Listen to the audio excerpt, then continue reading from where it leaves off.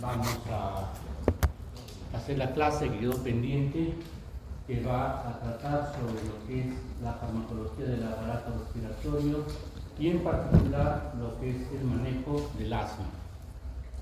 Bueno, en la última edición de su texto, en este capítulo involucran con bastante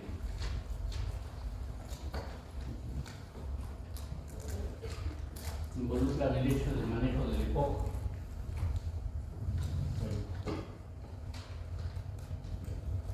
Hay algunas aproximaciones allí como agentes broncodilatadores que no los estamos considerando para la siguiente clase, pero que vale la pena darle una leída de todas maneras por cuestiones ya de complementación de lo que hoy día vamos a avanzar.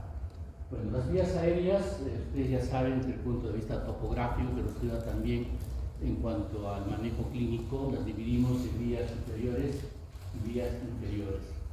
Las vías superiores, de la laringe hacia arriba, digamos, hacia las fosas nasales, involucran una serie de patologías bastante comunes en este tiempo: la rinofaringitis, la sinusitis, las faringitis, las laringitis, ¿no?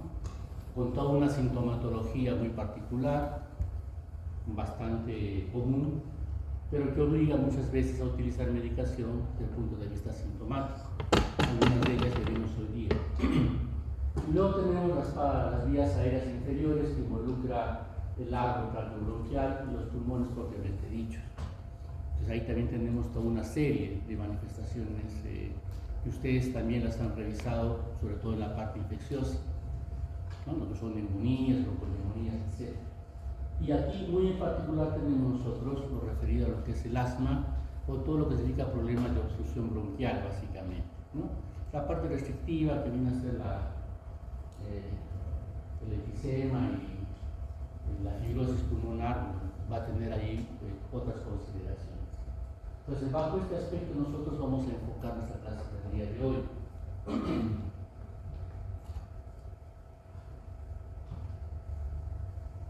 Bien. Y con respecto a la fisiopatología, la resumiremos en lo siguiente. En primer lugar, lo que es la tos, síntoma primordial de lo que son problemas de vías respiratorias, ¿no es cierto? Es un reflejo en el cual se genera una alta presión de aire que luego será expulsada con bastante violencia. En este aire expulsado van residuos de moco y otros que se van a generar pues, principalmente o en problemas infecciosos, inflamatorios o problemas irritativos, ¿no? En este reflejo de la tos participan vías aferentes y eferentes y el centro de la tos, ¿no es cierto?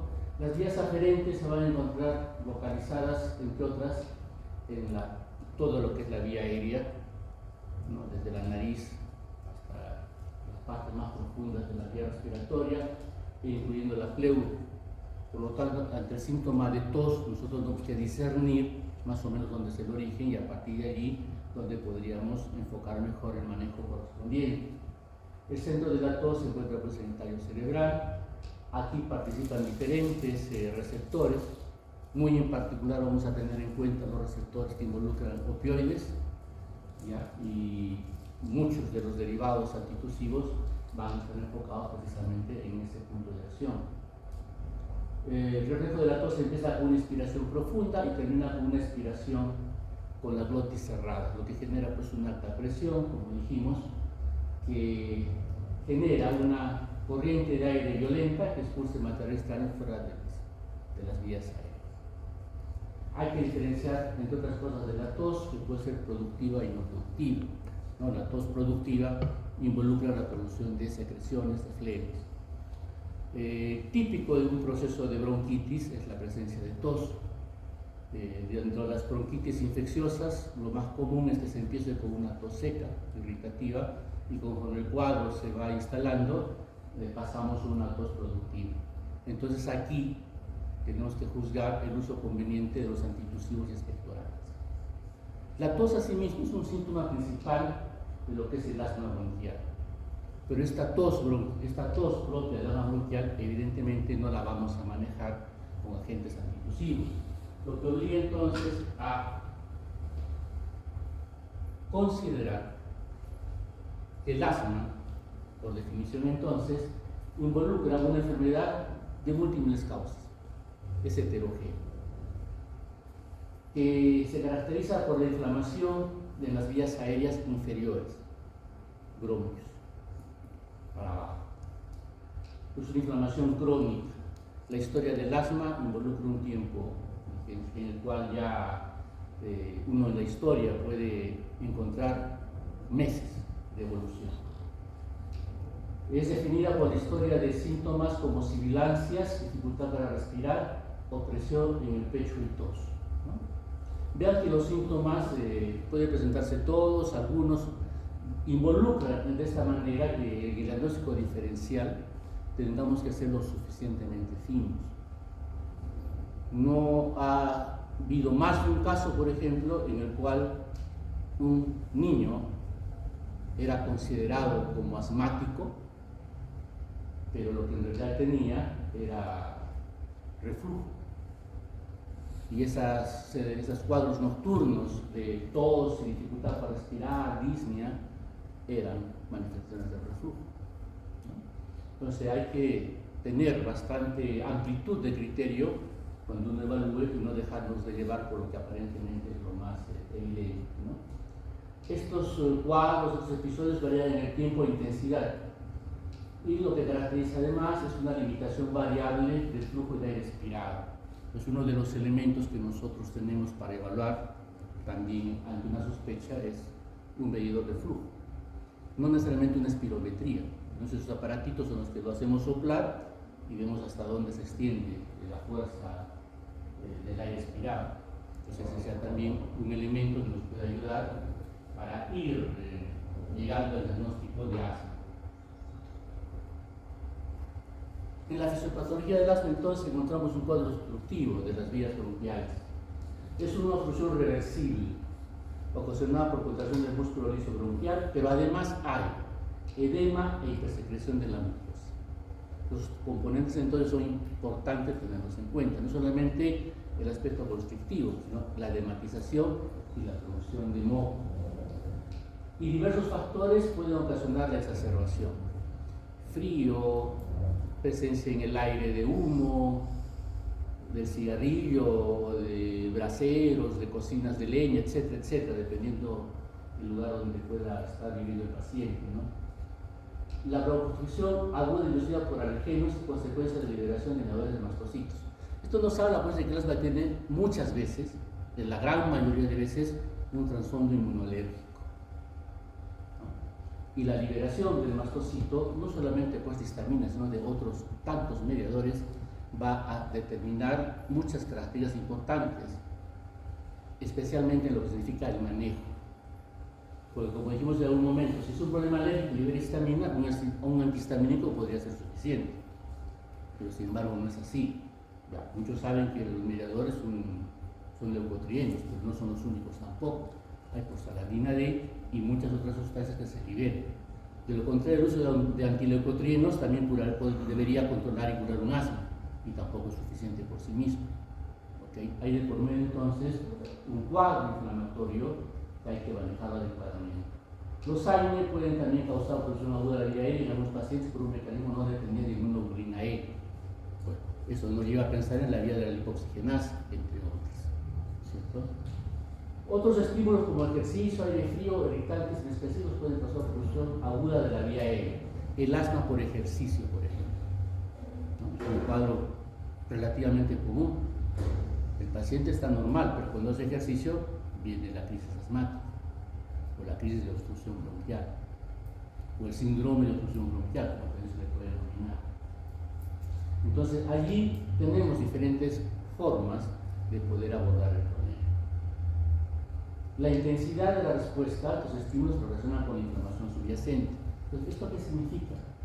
Que detrás del manejo del espasmo, evidentemente, el manejo de fondo es en realidad el control de la inflamación. Y esto va a dictar entonces el manejo propio de lo que es el asma. Y allí nosotros tenemos que vencer la resistencia de más de un, no diré paciente, porque siendo jóvenes o pequeños, el problema no son los papás, debido a ideas que muchas veces no son correctas.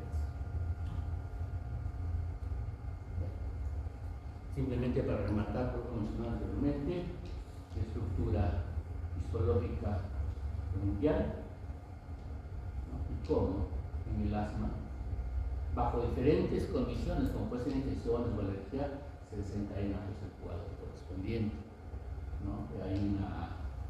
Hay una remodelación en la estructura bronquial, hay un crecimiento de las células musculares lisas, una hiperplasia, hay un mayor desarrollo de las glándulas correspondientes, hay una edematización de la mucosa, la producción de moco, etcétera, etcétera, ¿no?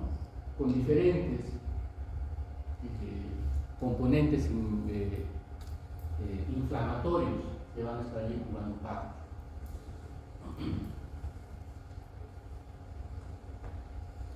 Bien, y lo que se hace a continuación básicamente es exponer un poquito lo que manifiesta el GINA. El GINA, cuando no haya aparecido en 2024 todavía, sigue vigente del año pasado, es la estrategia global para el control del asma. Es el elemento base internacional en base al cual todos los programas de control o protocolos de control de asma se basan. Los de Estados Unidos, de Europa y también los locales, evidentemente, ¿no? Entonces, en su documento, que también son como 150 hojas más o menos, entonces involucra que el manejo va a depender, en primer lugar, de la edad. Si son jóvenes o adolescentes y adultos, si son niños entre 6 y 12 años, si son menores de 5 años, por ejemplo, ¿no? El diagnóstico determinado principalmente por la sintomatología, ¿no? La tos o las crisis de dificultad respiratoria, la frecuencia, si se presentan en la noche y todo lo demás, ayuda a estratificar la gravedad, si quieren ustedes, del asma en diferentes estadios. Y a partir de allí, entonces, ir utilizando en una forma graduada diferentes elementos, ¿no? Los pasos iniciales, pues donde las manifestaciones clínicas son más leves, pueden ser menos de 2 episodios al mes, el niño no se despierta por la noche, ¿no? Pueden ser fácilmente controlados de acuerdo a la necesidad. Y simplemente vayamos viendo ya de acá el manejo es un controlador de la inflamación en base a un corticoide inhalado y un aliviador de los síntomas, que es un agente broncodilatador. Nosotros cuando estamos en la emergencia y nos viene un paciente en crisis asmática, ¿qué hacemos? Le aplicamos salbutamol. Le aplicamos salbutamol inhalatorio o si tenemos en forma de nebulización, es lo que hacemos. Aplicamos un broncodilatador. La idea, abrir el bronquio, se permeabiliza la respiración y bueno, ya llevar al paciente después a un manejo más fino, que va a involucrar de todas maneras el uso de corticoides, porque repito, el problema de fondo es inflamatorio, ¿ya? Y la broncoconstricción es un síntoma de esa inflamación. Entonces, acá cuando ustedes se encuentren en el ICS, significa un corticoide inhalado, ¿no? En dosis bajas, asociado, lo que dice el programa, a un broncodilatador, que no es el salbutamol, sino el formoterol. Si ustedes recuerdan la clase de beta-adrenérgicos, cuando hablamos de los beta-2 selectivos, diferenciamos en los que son de acción corta y los que son de acción prolongada. La de acción corta, salbutamol, fenoterol; de acción prolongada, formoterol, salmeterol. Y el formoterol es uno de acción prolongada, pero de inicio rápido. ¿Okay? Entonces, en la actualidad se menciona de que el fármaco de elección debería ser formoterol, por inicio rápido y acción prolongada. Esto va a tener implicancias importantes, porque si el paciente, digamos, demora en hacer efecto, ¿qué es lo que hace? Repite y repite la aplicación del salbutamol, del broncodilatador. Y ese exceso de dosis ya va a manifestar entonces efectos indeseables, debido a que la cantidad que lleva el organismo va a ser mayor y los efectos no solo locales ahora serán entonces sistémicos. Y de tal manera podría llegar a ser que hasta podría comprometer al paciente.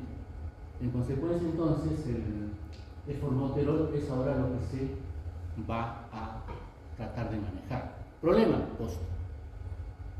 problema es el costo. Pero bueno.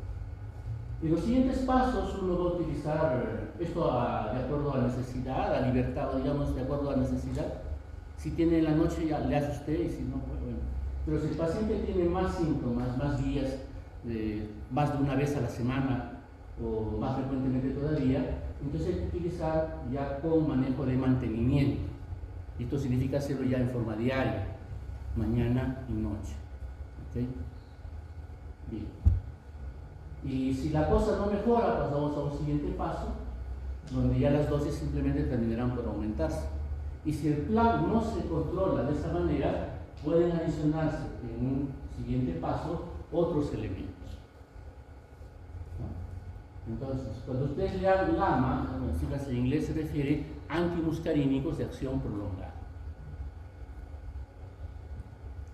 Acá son beta agonistas de acción prolongada, o LABA, long acting beta adrenergic. Acá son LAMA, antimuscarínicos de acción prolongada. Entonces asociamos ya al agente beta agonista, le podemos asociar un antimuscarínico. Si hablamos de acción prolongada, ¿nos referimos a quién? ¿Al hipatropio o al tiotropio? Entonces, todo lo que hemos estudiado también se aplica ahora, al tiotropio. Muy bien. Y si en este plazo de tiempo, que puede ser que más o menos, acá hablamos de meses en realidad de evolución que puede tener el paciente, si no hay mejoría, pueden tratarse otras formas de manejo del paciente, pasando por terapia biológica, inclusive, que hablaremos un poquito acerca de ello. Hay planes alternativos, ¿no? En un principio pueden utilizar lo que usualmente hacemos nosotros, corticoide inhalado más un beta bloqueador, un beta agonista de acción corta, como el salbutamol, ¿no? Luego las terapias de mantenimiento, se pueden luego utilizar bajas dosis de beta adrenérgico de larga acción, como sería por el formoterol o salbutamol, a escoger allí, y utilizando como rescate, si acaso es necesario, salbutamol, ¿no? Y finalmente también al paso 5 llegar casi lo mismo. Como agente aliviador, si acaso no es suficiente el uso del formoterol, utilizar los de acción corta, salbutamol. Entonces ahí el manejo va a utilizar, en otras palabras, corticoide, beta adrenérgico de acción corta, beta adrenérgico de acción prolongada. El de acción corta es una alternativa desde un principio, no es lo más recomendado en la actualidad. Se va a utilizar como indicación de rescate si a pesar de ese manejo de fondo, corticoide, beta adrenérgico de acción prolongada, el paciente sigue teniendo crisis o exacerbaciones del cuadro de asma.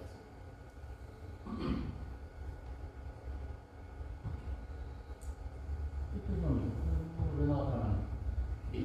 ¿Qué sucede cuando hablamos de niños de 6 a 11 años? Porque el otro era de niños mayores y adultos. Entonces, acá el enfoque es básicamente el mismo.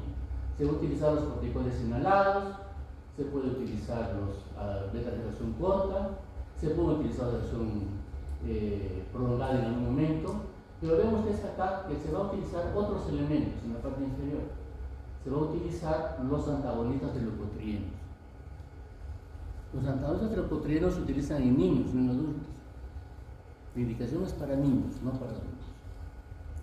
En ninguno de los pasos que hemos visto anteriormente no hemos visto que se utilicen estos, pero sí para niños, esa es la indicación principal, ¿no? En algún momento entonces, si no hay un buen manejo, un buen control, se puede añadir también un antimuscarínico, ¿no? El tiotropio de acción prolongada.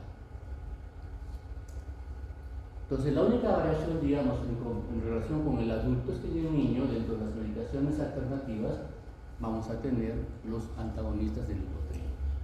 Y en el paso 5 tenemos también la posibilidad de manejo biológico. ¿Y qué podemos utilizar como manejo biológico? Antiimmunoglobulina E, tomando en cuenta que la mayor parte de casos es más son índole alérgico. Vamos a utilizar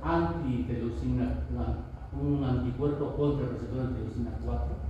O vamos a utilizar interleucina 5, que son interleucinas inflamatorias que funcionan dentro del proceso del asma. Entonces, es posible utilizar eso. ¿Cuál sería el problema? El problema básicamente acá es que el tratamiento es demasiado oneroso. Pero bueno, existe para aquellos casos que son altamente difíciles de controlar.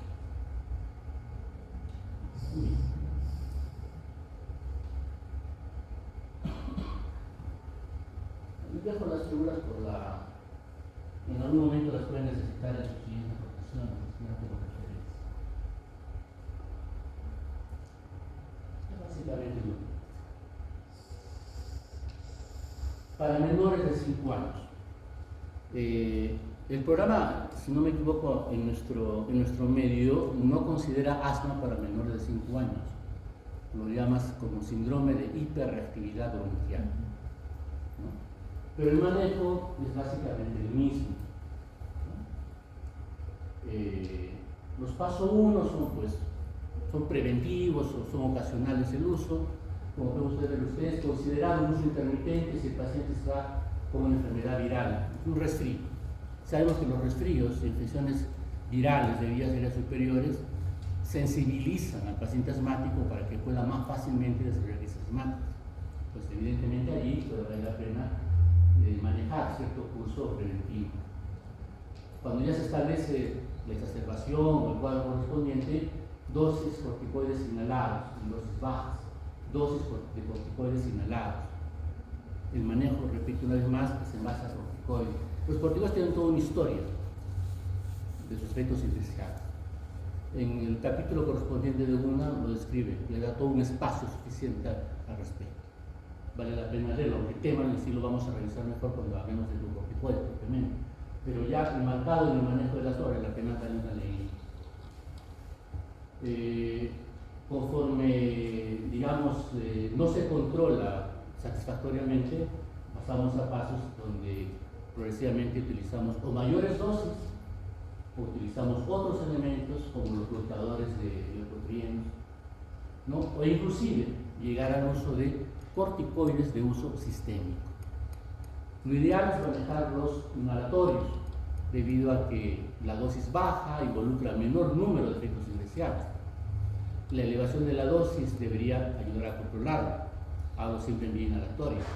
Pero cuando esto aún no es posible, entonces hay que utilizar los corticoides sistémicos. Y ahí ustedes encontrarán una serie de estudios también entre qué es lo mejor utilizar. O utilizamos prednisona, otros utilizan dexametasona, y tienen sus razones farmacodinámicas y farmacocinéticas para poder elegir uno o manejar el otro. Bien, entonces, en resumen, digamos, lo que ustedes han visto, el manejo del asma es básicamente con agente antiinflamatorio, que sería el corticoide como principal elemento. Dentro de estos antiinflamatorios podemos señalar a los antirreceptores de leucotrienos, a los antileucotrienos, ¿no? Porque también son mediadores en el proceso inflamatorio propio del asma, y luego los broncodilatadores, como elementos que van a aliviar el espasmo. Entonces, sus principales indicaciones de broncodilatadores, tratamiento de síndrome de obstrucción bronquial en el niño menor de 5 años y el asma. Van a ser principalmente los beta-2 agonistas, pero también tenemos anticolinérgicos como el ipatropio y acá faltaría el diotropio. ¿Okay? Y en nuestro medio todavía tenemos el uso popular, diría yo, más que nada, más que ya de manejo, digamos, médico común, a las glipizantinas. Todavía cuando yo era interno, digamos, el uso de los beta-bloqueadores, no, de los beta-agonistas, perdón, no era todavía muy difundido. Y lo que uno utilizaba era adrenalina subcutánea, y si el paciente no reaccionaba, se utilizaba la aminofilina endovenosa. Posteriormente, al medio internado ya llegó el salbutamol, el fenoterol para aplicar la inmunización. Años después ya aparecieron los inhaladores y todo eso. Ya bastante tiempo. En la actualidad pero no se puede pensar eso, ¿cierto? Bien. Cloxación corta, salbutamol, fenoterol. Esto es casi un cuadro que repite lo que hemos visto anteriormente, no es diferente, salvo algunos detalles más que hemos ampliado acá, ¿no? Formoterol y salmeterol. ¿Por qué el formoterol es el que ahora se propugna como elemento para la crisis? Porque no solamente efecto prolongado, sino sino también efectos rápidos. Y repito, la ventaja de esto es que por efecto rápido se puede controlar el espasmo, por efecto prolongado no se necesitaría de hacer más puffs en las siguientes 12 horas. Lo cual, cuando no utiliza un salmeterol o salbutamol, son a veces situaciones que no se pueden controlar. Es más, muchos pediatras, inclusive de primera instancia, dicen: lo común es hacer 1 o 2 puffs, dependiendo de la niña, 2 puffs, lo común, ¿no es cierto? Hágale 3 y a la hora le repite. Usted va a notar que el niño va a estar temblando, va a estar con taquicardia. No se preocupe, primero deben abrirse los bronquios. Bueno, algunos pediatras han hecho ese manejo, no sé si lo seguirán haciendo. Digamos, eso puede traer consecuencias importantes. ¿Por qué? Porque dentro de la RAM, además del temblor muscular, de la inquietud, ansiedad, puede haber taquicardia, pueden desencadenarse arritmias importantes que pueden ser potencialmente perjudiciales para el paciente. Se menciona que puede haber hipocalemia, y esa hipocalemia asociada a una arritmia puede generar complicaciones mayores. Entonces no puede ser uno tan alegre, en todo caso, en determinar ese tipo de manejos. También hay efectos metabólicos, ¿no? Va a haber liberación de glucosa, hiperglicemia, va a haber liberación de ácidos grasos a la sangre, va a haber acidosis, va a haber también un trasfondo metabólico que en algunos pacientes, como son los diabéticos, por ejemplo, podría traer consecuencias también a la mitad. Indicaciones en el asma, el broncoespasmo, incluyendo pues el manejo del TOC.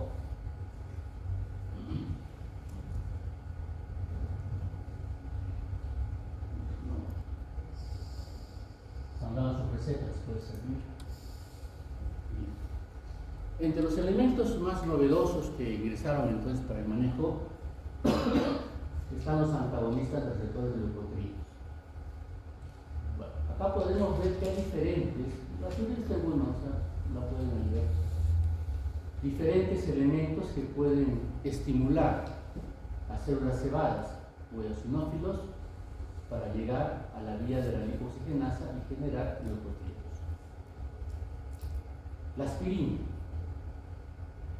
Bloqueamos la vía de lipoxigenasa, vamos a la lipoxigenasa, es una de las vías más propuestas. El ejercicio, alergias, aire frío, mediadores como el pafaceter, el dióxido de azufre, elemento presente en los gases contaminantes que están actualmente en nuestro medio, en los humos que salen de los automóviles, etcétera, etcétera. Es uno de los elementos que marca la contaminación ambiental.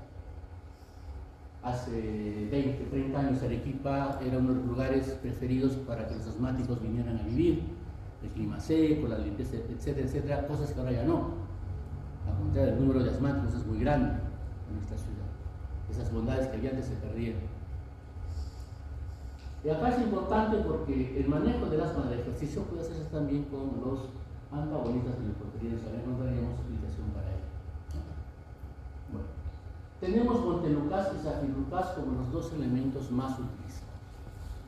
En nuestro medio son, digamos, bastante socorridos, tienen buena absorción oral, hay buena biodisponibilidad. Para el caso montelukast es del 5%, lo cual facilita pues, su manejo. Están sujetos a biotransformación hepática, tomamos P450. Y esto involucra, ya sabemos nosotros, la posibilidad entonces de interacciones medicamentosas. Siendo felizmente fármacos bien tolerados, digamos que no hay mucho inconveniente, pero de todas maneras encontramos que entre estas reacciones adversas, la hepatitis medicamentosa es una de las más documentadas. No hablo que su frecuencia sea muy alta necesariamente, pero es entre las más frecuentes, es lo más frecuente. El tiempo de vida medio para el montelukast 6 horas, para zafirlukast un poquito más, 10 horas. Discreción biliar para. Bueno, teóricamente entonces el bloqueo de los receptores de leucotrieno tipo T1, porque a eso vamos, porque hacen montelukast y zafirlukast es bloquear receptores de tipo T1, disminuiría el exudado plasmático, ¿no? La edematización y todo lo resultante en la mucosa bronquial, disminuye la secreción de moco, alivia la broncoconstricción y también disminuye la invasión por los eosinófilos, ¿no?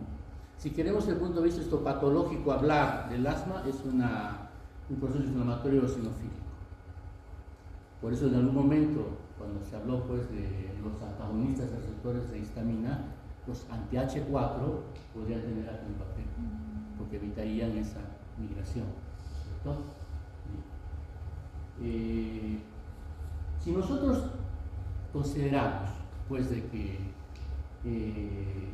en el asma el principal mediador son los leucotrienos, ¿por qué estos que tenemos a la mano no lo controlan?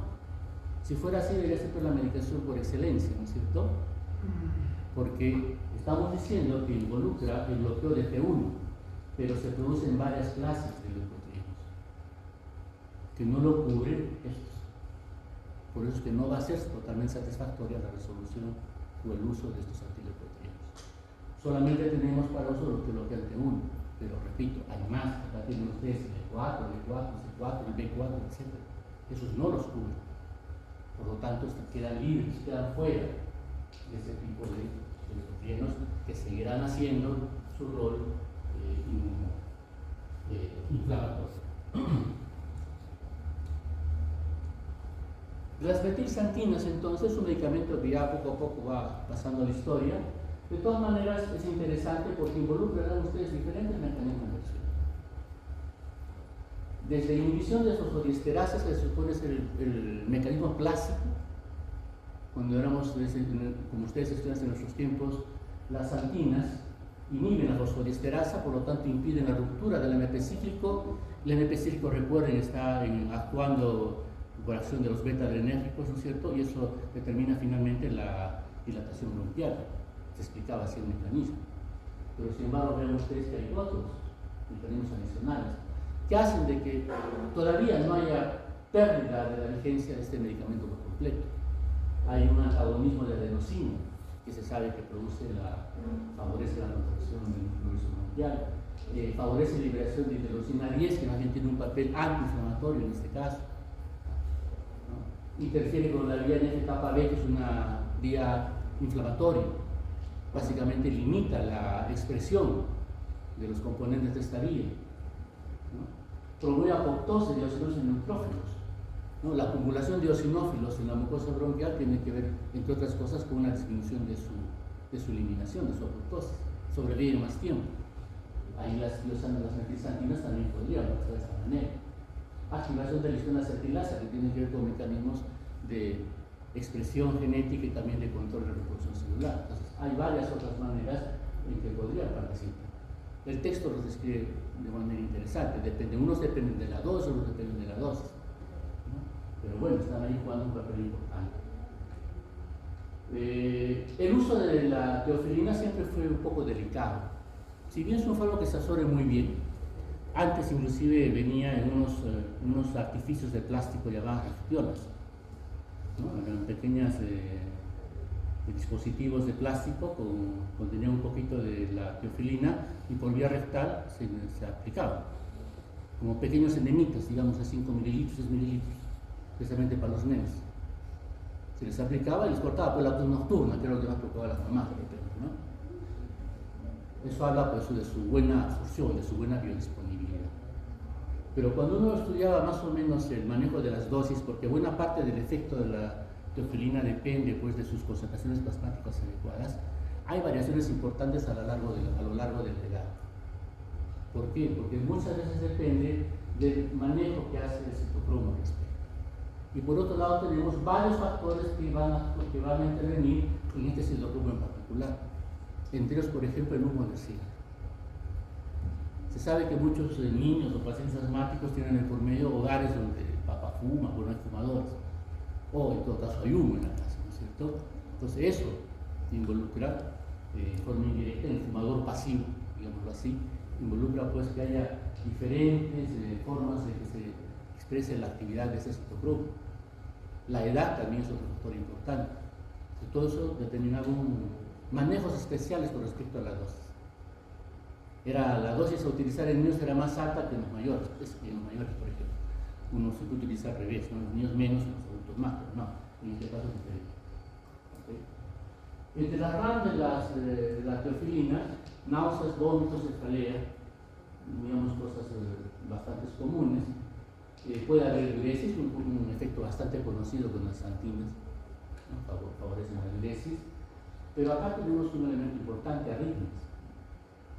No ha sido raro que cuando se manejaban pacientes que llegaban a utilizar la minofilina, si entraban a un problema asmático un poquito grave, pudieran fallecer de problemas cardíacos. Entonces, el uso, digamos, excesivo o mal hecho de la minofilina, que es la forma que se administra por vía, la forma de teofilina que se administra por vía endovenosa, podría conducir a arritmias, inclusive muerte casi.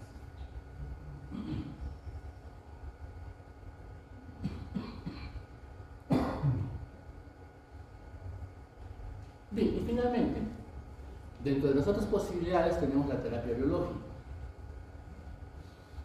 En este caso, tengamos en cuenta que si es una enfermedad inmunolérgica, una clona de linfocitos B generará las inmunoglobulinas C, que se van a fijar por los diferentes elementos y van a determinar las exacerbaciones, ¿no?, en el cuadro bronquial, y determinar también todo el aspecto crónico inflamatorio que trae consigo. Entonces, uno de los abordajes es qué cosa. Si el paciente es un paciente alérgico que tiene excesiva inmunoglobulina E, pues bloquear la inmunoglobulina E. Y para eso el anticuerpo es el omalizumab. Entonces se utiliza este anticuerpo para bloquear la inmunoglobulina E. No inhibe la síntesis, inhibe su fijación a los receptores de células cebadas. En otras palabras, no se va a unir a las células cebadas o a los otros receptores, y por lo tanto se vamos a ayudar a que no se presenten las exacerbaciones y todo lo demás, ¿no? Hay protocolos de manejo, no es un medicamento nuevo, pero ya tenía sus años, hay bastante experiencia. Y lo más nuevo es esto, y considerando que la interleucina 5 y la interleucina 4 son elementos que van a participar activamente en el proceso inflamatorio asmático, ¿no es cierto? Entonces pueden utilizar anticuerpos anti-interleucina 5, mepolizumab, infliximab. Pueden utilizar anticuerpos contra los receptores de infliximab, y de esa manera bloquear todas las asas que puedan generarse ahí proinflamatorias. Otros abordajes, en el capítulo de uno lo describe también con cierta amplitud, para los interesados puedan ahí revisarlo mejor. Pero cuando en ese esquema de manejo del asma del GINA, llegamos al paso 5, y no hay buen control, por lo que podemos utilizar corticoides, beta-adrenéricos de acción corta, acción prolongada, antimuscarina de acción prolongada, entonces antileucotrienos, tenemos que intentar el manejo de este tipo. ¿Qué es posible?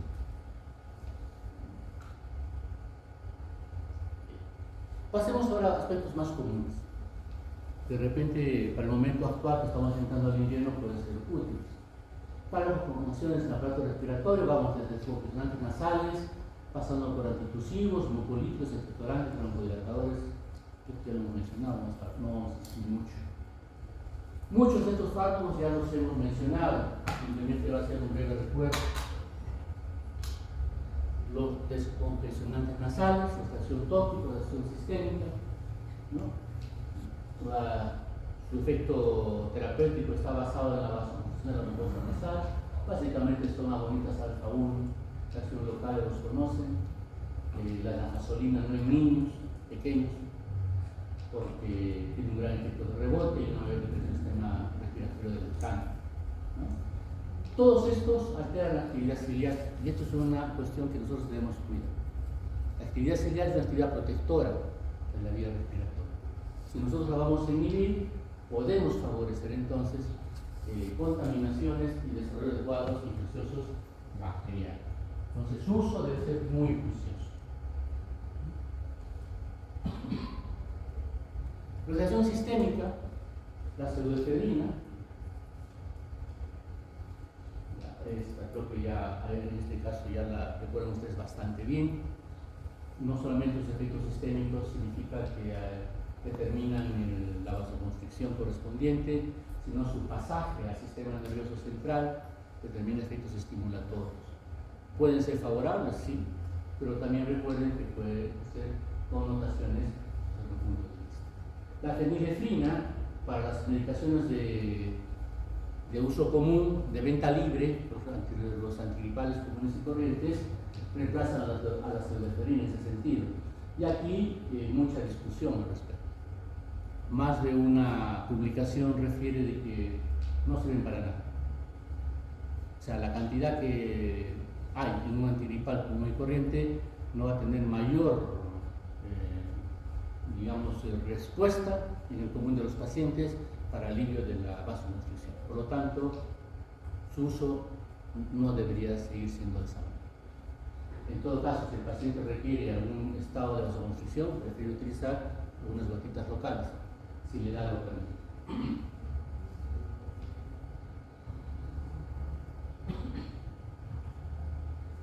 Bien, la tos, ¿no? Algo hablamos de la tos. Bueno, en el centro de la tos, en el núcleo tracto solitario, se pueden ver acá, diferentes fibras, aferencias, el nervio vago, el glosofaringe, etc.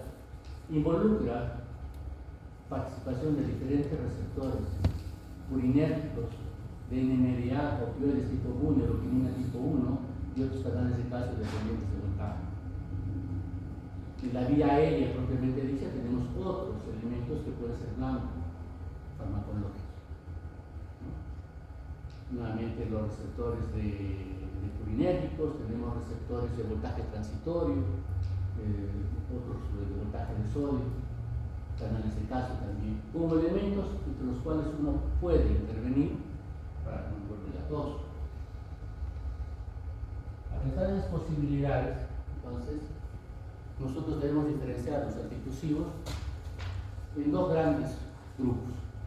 Los de acción central, que van a tener pues utilidad en las inmediaciones del centro de la tos o las vías aferentes, ¿no? Y los de acción periférica, tratando de disminuir la sensibilidad de los receptores que finalmente se comunican, las vías aferentes que se comunican con el centro de la tos. Los de acción central tenemos naturales y sintéticos, alcaloides derivados del opio, en particular pues ahí tenemos de los sintéticos el estormetorfano y la oxonamina. Hay muchos más. Ustedes revisan la cantidad de antitusivos que hay en el mercado y podrán pues por lo menos unos 5 o 6 más. Pero todos tienen en trasfondo cierta derivación de derivados de tipo opioide. La oxonamina es básicamente un fármaco antihistamínico. De acción periférica de emulsentes significa que son fármacos que se van a pegar en las mucosas inflamadas, o sustancias mejor, que se van a localizar en la mucosa inflamada. De esa manera van a aislarla, como quien dice, del medio, disminuyendo su sensibilidad. De esa manera evitar el reflejo de la tos. Puede haber anestésicos locales. Hay formulaciones donde en forma de spray uno lo aplica, por ejemplo en la mucosa faríngea. Y eso ayuda también a disminuir la sensibilidad de esa tosecita tan molesta que puede haber. Pasando por pastillas que uno disuelve en la boca, ¿no? O colutorios, uno se enjuaga en enjuagatorios, garras, etc. Y luego tenemos expectorantes, ¿no? Ya mencionaremos más creo exactamente cómo funciona.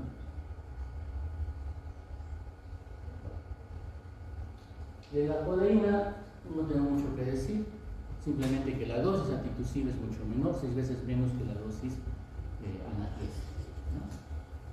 El jarabe contiene 10 a 15 miligramos por 5 mililitros de codeína. Es la forma en forma genérica, como también las diferentes formas comerciales lo pueden encontrar. Recuerden que si ustedes recetan codeína como jarabe, la receta tiene que ser con todos los requisitos cumplidos, de lo contrario no es expedito. Con el estormetorfano no hay problema. Ambos actúan pues en el centro de la tos, en receptores de tipo parecidos a los opioides, y de esa manera controlan el reflejo de la tos. Respecto a la efectividad, se menciona que la codeína es pues el patrón antitusivo, ¿no? Pero otra literatura destaca que el estormetorfano es tan igual como la codeína para sus efectos antitusivos.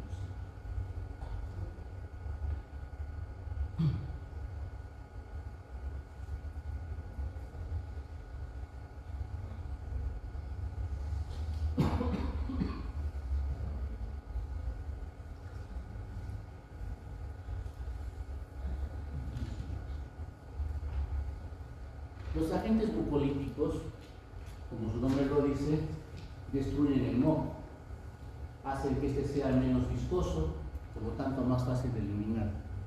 Bien, en el proceso bronquial, vamos a ponerlo de esa manera, la irritación de la vía aérea genera en primera instancia una tos seca. Conforme el proceso irritativo se instala, comienza a producirse moco. Este moco inicialmente sale espeso, viscoso. Su eliminación es también dificultosa, lo cual genera tos. Y al generar tos, estamos dentro de un síntoma que deberíamos querer eliminar. Entonces, ahí viene la decisión. ¿Le doy un antitusivo para que no genere tos a costa de retener las secreciones que buscan ser expulsadas? ¿O le doy un agente que ayude a destruir o disminuir la viscosidad de las secreciones, que facilite la eliminación y por lo tanto el esfuerzo de la tos sea menos fastidioso? ¿Cierto? Por eso es que no deben juntarse en una formulación un antitusivo o un mucolítico o expectorante. O le da uno o le da el otro, pero no los dos a la vez, ¿no? Eso en teoría. En la práctica, ustedes tendrán que decidir. Bien, los fármacos mucolíticos se ayudan a eliminar el exceso de moco solidificado. Pero acá viene otro agente, otro asunto importante. ¿Por qué se solidifica el moco? Porque sale muy espeso, por un bajo contenido de agua. El primer agente mucolítico y también expectorante es el agua. Una adecuada hidratación del paciente va a mejorar mucho la eliminación de las secreciones. Entonces, el uso de un agente mucolítico pasa también por una adecuada hidratación del paciente. Están conformados, entre otros, por agentes que tienen propiedades proteolíticas que ayudan a romper los enlaces de sulfuro que están enlazando a diferentes cadenas de mucoproteínas que están presentes en la mucosidad. Ahora, dentro de estos tenemos tres clásicos: la bromexina, el ambroxol y la N-acetilcisteína. La bromexina disminuye la viscosidad, un elemento clásico, tiene un metabolito que es el ambroxol, que es quizás el que más se utiliza. El ambroxol además tendría la particularidad de que estimula el surfactante pulmonar, que en todo proceso inflamatorio de vías aéreas inferiores puede ser necesitado para una adecuada, digamos, limpieza de la vía respiratoria inferior. Y por otro lado, reactiva la actividad ciliar. Entonces, son elementos que pueden ser importantes. Se menciona que lo tienen, por lo menos el ambroxol lo tiene. Bien, el N-acetilcisteína es muy popular en los tiempos actuales. Ha sobrepasado al uso de los anteriores. Por sus enlaces de sulfuro que tiene, ayuda a romper los que están interconectando las cadenas de moco. Al romperlas, entonces el moco se hidrata mejor, disminuye viscosidad y se elimina de forma más adecuada. Además, la N-acetilcisteína, por su mismo componente en sulfuro, tiene propiedades antioxidantes, lo cual puede ser importante en unos procesos infecciosos inflamatorios de vías aéreas. Además, es antídoto de intoxicaciones con paracetamol. Ahora, regresemos al caso del paciente con asma. El paciente con asma produce mucho moco. Lo hemos visto en su fisiopatología porque lo hace. ¿Qué hacemos con el moco que produce el paciente asmático? Lo dejamos ahí, lo hidratamos, le damos un mucolítico que puede ayudarle. Es factible. Es factible. ¿Le puedo dar cualquiera? No. Y contra el mucolítico que no está, o que debe tenerse cuidado por lo menos, cuando damos a un paciente asmático, es la acetilcisteína. La elección sería la bromexina o el ambroxol, pero no la acetilcisteína. ¿Por qué? Se ha visto que se asocia más con las exacerbaciones de los espasmos bronquiales. Evita.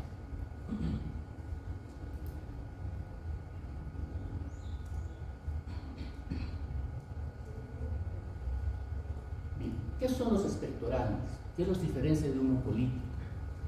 Bueno, el mucolítico disminuye la viscosidad. El expectorante aumenta el volumen de las secreciones bronquiales o favorece los mecanismos que estimulan su eliminación. ¿Okay? Eso es un expectorante. Aumenta las secreciones. Al aumentar las secreciones, supuestamente las hará más fluidas, menos difíciles de eliminar, y con esto el paciente encontrará alivio de la tos. También dicen que es porque al producirse más secreción menos viscosa, ayuda a tapizar, digamos, la mucosa bronquial o la mucosa de vías respiratorias, y de esa manera también disminuye la sensibilidad a los estímulos que puedan despertar la tos. Tal o no como sea, las secreciones no se secan y no congestionan las vías respiratorias. ¿Qué podemos considerar como expectorante? Agua, soluciones salinas en el oso, para empezar. La nebulización cumple un papel interesante. No solamente porque es una forma de proporcionar el agente antiinflamatorio o broncodilatador, sino porque también humecta y favorece la eliminación de las secreciones en toda la vía aérea, ¿no? Entonces, a considerar. El expectorante es el más antiguo utilizado en algunas sales, como yoduro de potasio y cloruro de amonio. Ya creo que muy poco lo vamos a encontrar en formulaciones. Antes eran bastante comunes en muchos jarabitos para la tos. Lo que sí es el elemento más reconocido es el guayacolato de glicerina. Ese es el elemento expectorante por excelencia, si quieren ustedes. También se denomina guaifenicina. Es un agente expectorante de acción refleja. Esto es, no actúa directamente en la vía respiratoria, actúa a nivel de la mucosa gástrica, estimula ahí terminaciones que por aferencia vagal van a estimular la secreción mucosa en la vía respiratoria. Esa es la acción refleja. Y acá viene buena parte de lo que mencionamos hace un momento. Muchas formulaciones de uso popular utilizan combinaciones de dextrometorfano más guayacolato de glicerina. Es un antitusivo, un expectorante. Si doy antitusivo, evito la expectoración. Es porque lo doy. Si estoy pensando que el mecanismo de la tos es una irritación favorecida por la secreción muy viscosa, disminuida o ausente, y juzgo que favoreciendo la misma disminuye la tos, para que le dé antitusivo. Vemos que allí en su momento habrá que juzgar. Estas formulaciones combinadas seguirán siendo utilizadas en el mercado. La tendencia actualmente es utilizar lo que se llama medicaciones de dosis unitarias. ¿Qué son las dosis unitarias? Que ya no se aceptarían, mejor dicho, combinaciones de medicamentos. Y es más, en la práctica han desaparecido muchas. Por ejemplo, era muy común utilizar formulaciones que combinaban analgésico más un relajante muscular, tanto por vía oral como por vía parenteral. Ya no se encuentran. Tienen que darlas ustedes por separado, o en tabletas o en forma parenteral. Entonces, de esa manera, ¿qué ventaja puede tener? Evitar excesos y producir efectos indeseables. Son las indicaciones más apropiadas para este tipo de dosificación. Pero en estos casos no se evitarían pues, efectos contradictorios. Pero bueno, en algunos casos esa combinación puede ser apropiada. En este caso, evidentemente, la verdad que parece que no. Y es más, ustedes encontrarán formulaciones, si todavía existen en el mercado, porque debería haber desaparecido, donde igual se utilizaba la codeína más expectorantes. Pues encontramos siempre esa diferencia. Pues el abordaje del paciente, más que el uso protocolizado de memoria, debe ser siempre un uso juzgado. En cuanto a la fisiopatología de lo que el paciente pueda presentar, pues eso es su diagnóstico, y dos, lo que ustedes encuentren y el manejo del paciente.